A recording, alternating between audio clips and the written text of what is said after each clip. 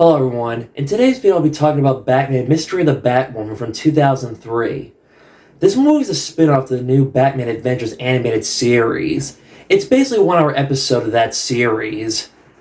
The basic plotline of this movie is about Batman discovering there's a new bat in town, and she is called Batwoman. Basic simple story plotline. This one is an okay Batman movie, I'll admit. It's not highly ranked the same way as Batman Master of the Phantasm or Sub-Zero Return of the Joker. It's not by all means one of the best or worst Batman animated movies, but does not get talked about that much. While I do like this movie, my only minor complaint about this movie, again, this is very minor right here, I say very minor, is David Ogenstier's the voice of the Penguin. He's not bad or horrible. His voice was distracting. I cannot stop thinking about him as the voice of Jumbo from Lilo and Stitch. No disrespect to David Ogenstier's. Paul Williams was the original voice of the Penguin in the original animated series. I'm not sure why he did not come back as the voice of Penguin in this movie for some reason. It was also cool to see Bane in this movie, but instead he was voiced by Hector Elizondo instead of Henry Sylvia, because at this point in his career, he was retired from acting in the 2000s. It had a cool fight scene between Batman and Bane. Granted, it's no Nightfall comic, obviously. Batman bruised his ribs, and it was almost looking like Batman was going to fall into the fire, but thankfully Batwoman saves his life. What doesn't make any sense is that Bane dies in this movie, and we saw him on Batman Beyond episode The Winning Edge, seeing how all the venom he took got to him, and had a negative effect on his health in his old age. This movie was also Rupert Thorne's only appearance on the new Batman Adventure TV show. It was veteran voice actor John Vernon's one of his last performances and the last time he voiced Rupert Thorne. Some fans have pointed out Thorne having cards in his hands a reference to Jack Napier's Joker from Batman 1989. I did like the twist of this movie. Spoiler alert, right here. If you've not seen this movie, stop the video right here. As it turns out, 3 women were Batwoman: Kathy Duquesne, Roxanne, Detective Sonia. I didn't see that coming when I first saw this movie as a kid. But I'll admit, the twist is no Master of the Phantasm, that's for sure. Kathy Duquesne and Bruce Wayne's romance chemistry was just alright.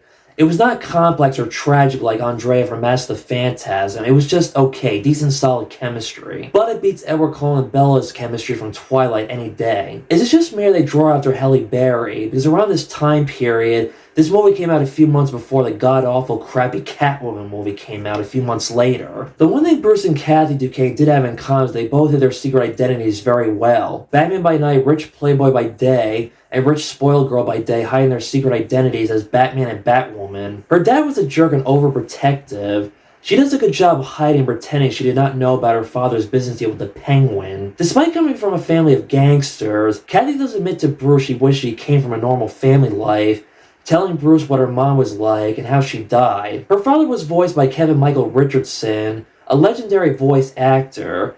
He was also on a few episodes of How I Met Your Mother. He would later go into the voice of the Joker on the Batman TV show from 2004. When Kathy goes shopping, one of her bodyguards ordered by her father for protection. One of the bodyguards says to another bodyguard saying, "I miss working for the Joker." Why the Joker? He was crazy and insane and does not care about anyone but himself. This bodyguard has issues. When they go to the Penguin's Iceberg Lounge for a date night, I don't know why, some of you might think I'm weird saying this, I like the song Bet You Never performed by Cherry. I'll admit, I don't know anything about this singer other than this song from this movie. Again, a little nostalgia and guilty pleasure for me. Granted, it's no Master of the Phantasm soundtrack, that's for sure. Also, Bruce has his suspicions on Kathy Duquesne and how she goes to the Penguin's nightclub, knowing her dad is involved with the Penguin. The way she flirts with Bruce, she gives him those puppy eyes of pure innocence. When the secret is revealed, her dad is shocked, but does save his daughter from dying. I'll give him a little credit right there. The score by Lolita Romanes is no Shirley Walker from Master of the Phantasm, but it's an okay, decent, solid score. When Batman is trying to solve who Batwoman is, he was almost outsmarted, but of course, being the world's greatest detective, he finds out the truth that it was not 1, but 3 women were Batwoman. I'll admit, I never read the comic books to Batwoman, but I know there is a character named Batwoman in the original Batman comic books, going back to the Silver Age. And I don't know anything about the character compared to this movie and the comic books, the differences. But from what I read, that her real secret identity was called Kathy Kane, but due to DC licensing issue, they had to change the name to Kathy Duquesne for that reason. This was basically Batwoman's first ever on-screen appearance. I like the opening action scene where we are first introduced to Batwoman. One of the thugs says, "Geez Louise, it's a woman. Did this guy forget there were other female superhero DC characters like Wonder Woman, Supergirl, Batgirl, and Zatanna?" I guess this guy did not read a lot of comic books or does not know his comic books that well. I once read how that fans point out Batwoman's glider she uses being compared to the Green Goblin's glider from Spider-Man. After that first encounter, Batman flies off and Robin says, "I don't remember seeing her in the cave." I remember not that long ago they were working on a Batwoman movie or TV show. I'm not 100% sure, don't quote me on it. I remember it got canceled. I don't remember the reason why that show was canceled, for what reason. Correction, there was a Batwoman TV show, but honestly, I never saw an episode of the series. I don't know what it was about. It did last 3 seasons, but I'm not sure why it was canceled, so no comment, sorry. The character Roxanne was likable and sympathetic. She worked at Wayne Enterprises. You'll understand her motive or why she was Batwoman, because her boyfriend Kevin was framed for a crime he did not commit. It's funny how she also hides her secret identity at Wayne Enterprises, being a clumsy employee and a computer nerd. It was funny when she goes on a dinner business meeting with Bruce Wayne. She sees the bat signal. She says, "I've never seen it before. Is it exciting every time you see it?" Bruce responds, "Every time." Check. Bruce does not explain to Roxanne why he had to leave. I guess she was not that smart and bright to see the connection that Bruce Wayne is Batman. I don't know why. Is it just me? Or does she look like Chloe Sullivan from Smallville as a cartoon character? Because around this time period in the early 2000s, Smallville was big and popular. Sorry for the bad taste comparison. I am aware of Allison Mack's scandal, but again, not talking about that in this video. I also like the character Sonya. Her motive was also understanding why she was Batwoman. Her family business burned to the ground. Rupert Thorne was responsible, but there was not enough evidence and proof. Despite being one of the Batwoman, she was also a police officer, which I thought was interesting and fascinating. I like the scene when she's talking to Batman, how she remembers him when he saved her from the fire. After saving the day with Batman, she gets fired from the police department. Barbara Gordon has a small cameo in this movie. She was in college, but in the TV show, she seemed to have been done with college and had a regular job. Did she go back to college for a master's or a PhD or something? She calls Bruce letting him know that she'll be back home for spring break in 2 weeks and asks about who this new Batwoman is. And Bruce admits he has no idea himself who she is. And then there's a sense of jealousy. I'm also guessing there was a semi-romance between Bruce and Barbara, but they don't go far into depth into these two. Too bad she did not have a big part in this movie like she did in Sub-Zero. She also does not seem to be with Dick Grayson anymore. Nightwing is not in this movie and his absence is not explained. This was Bob Hastings' last appearance as Commissioner Gordon. He passed away in 2014. The part where Batwoman makes the news headline, it's funny when a reporter asks Harvey Bullock what he thinks of Batwoman. He jokes, "What's next, Bat-Hound?"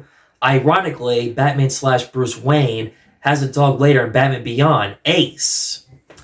I'm not gonna lie, this is a simple, basic, straightforward video.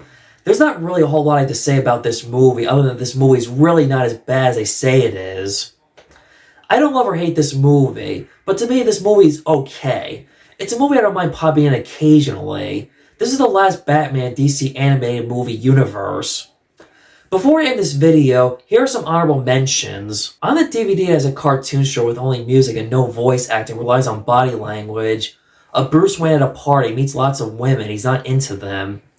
He thinks back to a recent flashback event when he chased Catwoman with stealing money and jewelry. He chases her. After tricking her thinking he will help her steal the money and jewelry, Batman kisses her and he sneaks in handcuffing Catwoman.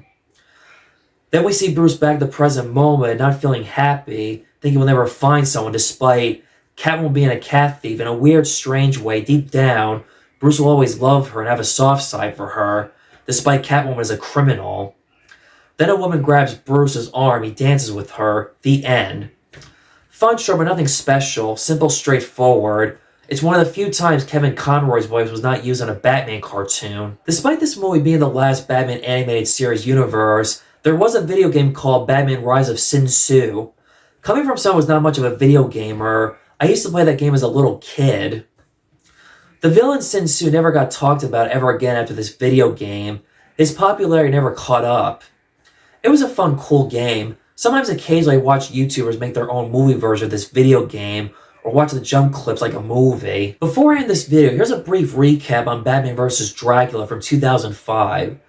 I know this has nothing to do with the Bruce Timm DC animated universe, but this is a movie I'm not in a rush to do a solo video on anytime soon. It was based on the Batman TV show from the 2000s. I'll admit, I've only seen random episodes of that show. I didn't hate the show. It wasn't memorable for me like Batman the Animated Series was.